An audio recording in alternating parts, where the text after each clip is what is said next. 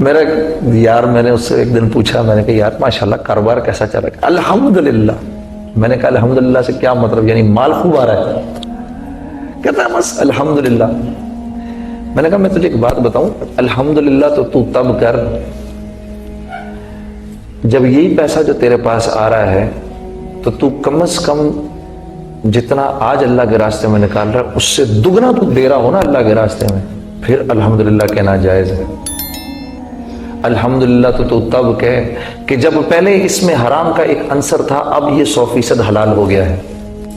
الحمدللہ تو تب کہہ جب یہ پیسہ تیرے گھر میں جا رہا ہے اور تیری اولاد کو اللہ کی فرما برداری پر اٹھا رہا ہے۔ الحمدللہ تو اس کو تب کہہ۔ الحمدللہ تو اس کو تب کہہ کہ جب یہ پیسہ پہلے تیرے گھر میں آ رہا تھا تو تیری بیوی بے پردہ تھی، اب یہ جب پیسہ تیرے گھر میں آ رہا ہے تو تیری بیوی نے ہر نامحرم سے اپنے چہرے کو چھپا لیا ہے۔ الحمدللہ تو تب بول اس کے بارے میں۔ الحمدللہ تو اس کے بارے میں تب بول کہ پہلے اس کو کھا کے تیری تہجد کی نماز فوت ہوا کرتی تھی، اب تو تہجد کی نماز باقاعدگی سے پڑھ رہا ہے۔ الحمدللہ تو اس کے بارے میں تب بول کہ جب تیری پہلے نماز قضا ہوا کرتی تھی، یہ جب سے تو پیسہ کھا رہا ہے اس وقت سے تیری ایک نماز جماعت سے نہیں چھٹ رہی۔ الحمدللہ تو تب بول۔ الحمدللہ تو تب بول کہ پہلے اللہ والے تیرے گھر آنے سے ہچکچاتے تھے، اب ہر اللہ والا تیرے گھر آتا ہے اور تیرے مال کو کھا کر اپنی خوش نصیبی سمجھتا ہے۔ الحمدللہ تو تب بول تو، نہ کہ تو الحمدللہ بول رہا ہے کہ یہ بڑھ گیا ہے۔ کیوں؟ کیونکہ اس پر اعتماد ہے مجھے، اس مال پر۔ یہ سوچ رکھنے والا، غلط یقین رکھنے والا مسلمان ہے میرے عزیزو، یہ سوچ رکھنے والا، غلط یقین رکھنے والا مسلمان ہے جس سے آج پورا معاشرہ بھرا ہوا ہے، جس سے آج پورا معاشرہ بھرا ہوا ہے۔ یہ مسلمان اللہ کے حکموں پر اتنا تو آ جائے گا جتنے میں اس کو اپنی یہ مختلف شکلیں بگڑتی ہوئی دکھائی نہیں دیں گی۔ جہاں ہلکی سی شکل بگڑتی ہوئی دکھائی دے گی رک جائے گا، بس میرا اتنا دین میرے لیے کافی ہے،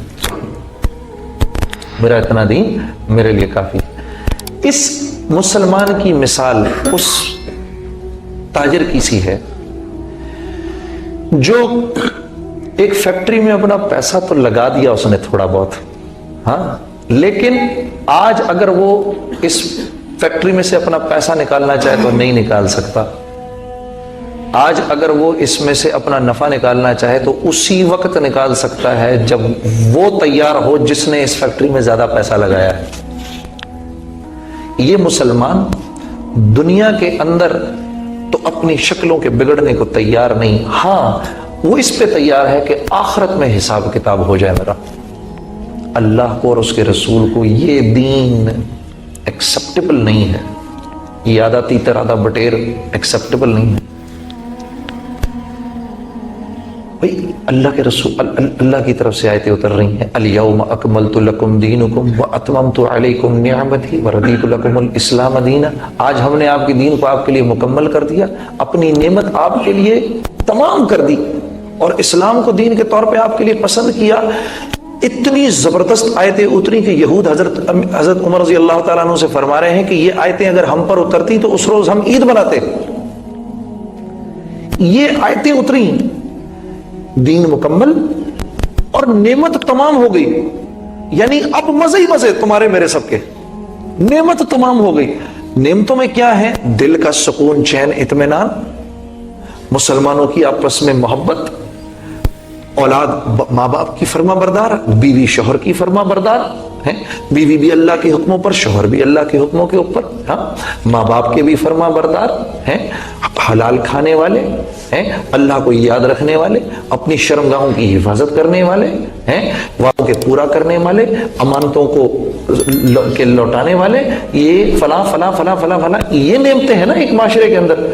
اس کے باوجود مسلمان پریشان، یہ بات کچھ سمجھ نہیں آ رہی، یا تو وہ آیت اس میں کچھ مسئلہ ہے یا مجھ میں کچھ مسئلہ ہے۔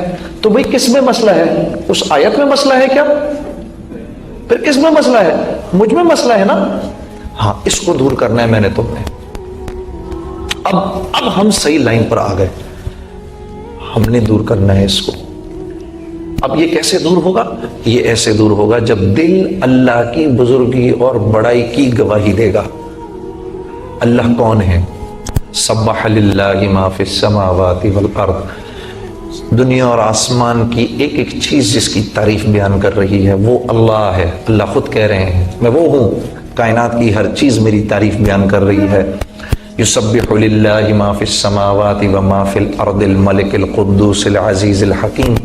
میں وہ اللہ ہوں، اللہ جل شانہ فرما رہے ہیں جو ایسی تعریف کا لائق ہے، جو کہ ملک ہے، بادشاہ ہے، وہ سارے بادشاہوں کا بادشاہ ہے.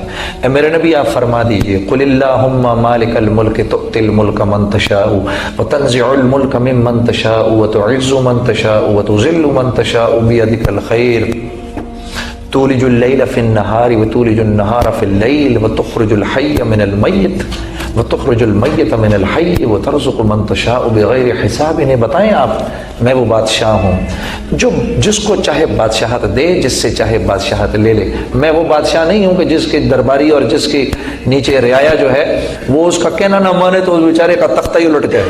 ہاں جی، یہاں پر یہاں کے بادشاہ کو تو ہمارا کہنا ماننا بند کر دیں، اس کا تختہ الٹ جائے. اور اللہ کیسا بادشاہ ہے؟ اللہ کیسا بادشاہ ہے؟ میں جس کو چاہے بادشاہت دوں، جس سے چاہے بادشاہت لے لوں. عزت کے سارے خزانے میرے پاس، جس کو ذلیل کرنا چاہوں عزت کے نقشوں میں بھی ذلیل کر کے دکھا دوں. فرعون کو عزت کے نقشوں میں ذلیل کیا، قارون کو عزت کے نقشوں میں ذلیل کیا، زمین میں دھسا دیا. حامان کو عزت کے نقشوں میں ذلیل کیا. ہاں، یہ تو سب نقشے ہیں، ہے تو سب کچھ اللہ کے ہاتھ میں. میں وہ بادشاہ ہوں، میں وہ بادشاہ ہوں جو دن کو رات میں بدل دے، رات کو دن میں بدل دے. میں وہ بادشاہ ہوں جو مردے سے زندہ کو زندہ پیدا کروں اور زندے سے مردہ کو پیدا کروں. میں جس کو چاہوں جو دے دوں. ترزق من تشاء بغیر حساب. میرا کوئی پوچھنے والا نہیں میں کیا کر رہا ہوں، کیا سیاہ کیا سفید. اللہ جل شانہ اپنی قدرت میں آزاد ہیں. اللہ کے سوا اپنے چلنے پھرنے، سوچنے سمجھنے، دیکھنے بولنے سمجھنے، کھانے پینے میں کوئی آزاد نہیں ہے. وہ تو وہ بادشاہ ہے، ملک ہے، قدوس ہے، عزت والا ہے. ہاں جی، اس کی عزت تو اتنی عزت والا ہے کہ جس انسان کو ہم اللہ کی ذات سے منسوب کریں ہم تو اس کی بھی عزت کرنے لگتے ہیں. یہ بڑے اللہ والے ہیں جی، ہم تو اس کی بھی عزت کرتے ہیں. تو جس سے جب نسبت جڑ جانے پر اتنی عزت ملے تو وہ جس سے نسبت جڑی ہے وہ کتنی عزت والا ہوگا. ہاں، عزیز ہے، طاقتور ہے. زمین آسمان، پھل فروٹ سبزیاں سب اس کی بنائی ہوئی ہیں. وہ ہر ایک کو زندگی دیتا ہے، وہ ہر ایک کو زندہ رکھتا ہے، کھلاتا ہے، پلاتا ہے، پھر موت دیتا ہے.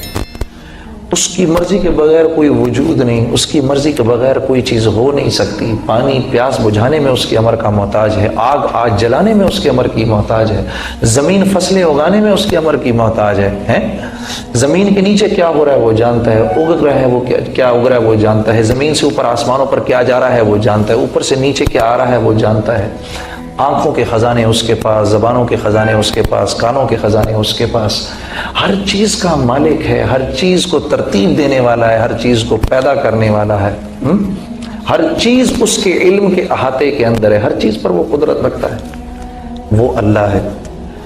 ہم اور آپ آج اس کے حکموں پر اس لیے نہیں کیونکہ اس کو اللہ جاننے کے باوجود اس کی ذات کا تاثر دل میں نہیں رکھے ہوئے. جی ناظرین، اس بات میں کوئی دوسری رائے نہیں کہ جو کچھ اس دنیا میں ہو رہا ہے وہ اللہ رب العزت کی ذات کے حکم اور ارادے سے ہو رہا ہے. یہ انسان کی غلط فہمی ہے جو وہ یہ کہتا ہے کہ یہ جو کر رہا ہوں وہ میں اپنے ذہن سے کر رہا ہوں، اور جن چیزوں سے میں بچ رہا ہوں وہ بھی اپنی مہارت سے بچ رہا ہوں. یہ والی سوچ ہمارے معاشرے میں کینسر کی طرح پائی جاتی ہے.